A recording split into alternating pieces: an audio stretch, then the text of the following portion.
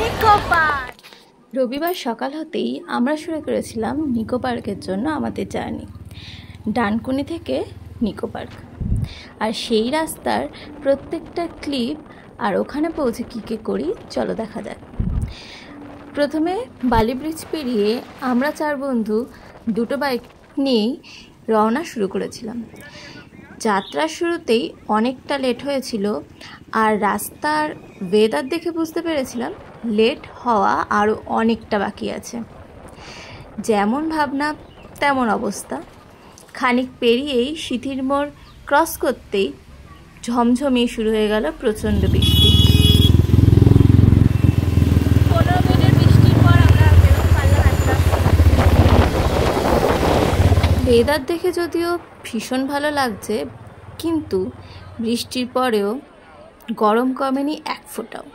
Nicco park পৌঁছেই দেখলাম যে ভিড়টা আছে, তাতে আজকের পার্কের যাত্রা কতটা ভালো হবে ভগবানই জানে। আর ঢুকতে ঢুকতে আমাদের বেজে গিয়েছিল 1টা। আর এরপর প্রত্যেকটা রাইডে বাইরে যা লাইন পেয়েছিলাম সেটা ভাবনায় ছিল না। 30 to 40 মিনিটস এক একটা রাইডের জন্য অপেক্ষা করার পর বেশ কয়েকটাই রাইড এনজয় করতে পেরেছিলাম। এই যে আমার বড়মহাশয় বৃষ্টির মধ্যে ক্যামেরা করতে করতে এনজয় করছে। আর একটুখানি বৃষ্টিতে ভিজে আমরা চলে গিয়েছিলাম ফুড কোর্টে। ফুড কোর্ট থেকে 2টো থালি আমরা অর্ডার করেছিলাম। তারপর ভালো করে পেট পুজো করে আমরা চলে গিয়েছিলাম ওয়াটার পার্কের উদ্দেশ্যে। সেখানেও ভিড়টা আপনারা দেখতেই পাচ্ছেন। যতটা ভেবেছিলাম তার থেকে দ্বিগুণ কিংবা 4 গুণ বেশি ভিড়। প্রায় কোনো জায়গাতেই পা ফেলার অবস্থায় আর কি নেই। আর এই ভিড় দেখতে দেখতে আমি হয়ে গিয়েছিলাম প্রচণ্ড বিরক্ত, কারণ না কোনো রাইড এনজয় করতে পারছিলাম না নিজেদের মতন কিছু। এত ভিড় ভালো লাগছিল না।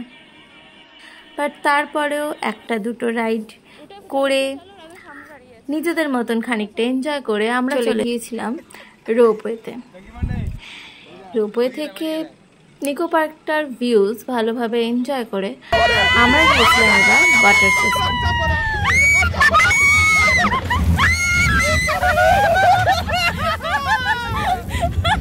এই একটা রাইড যেটা একটু মজা লেগেছিল।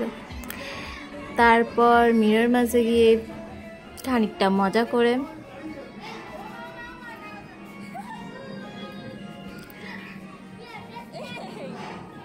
এরপর আরও 1-2টো রাইড যেগুলো ক্যামেরা করতে অবভিয়াসলি আমি ভুলে গিয়েছিলাম, এনজয় করে আমাদের নিকো পার্কের যাত্রা এখানেই শেষ করলাম। আর আবারও ভিড়টা দেখতেই পাচ্ছেন। উফ,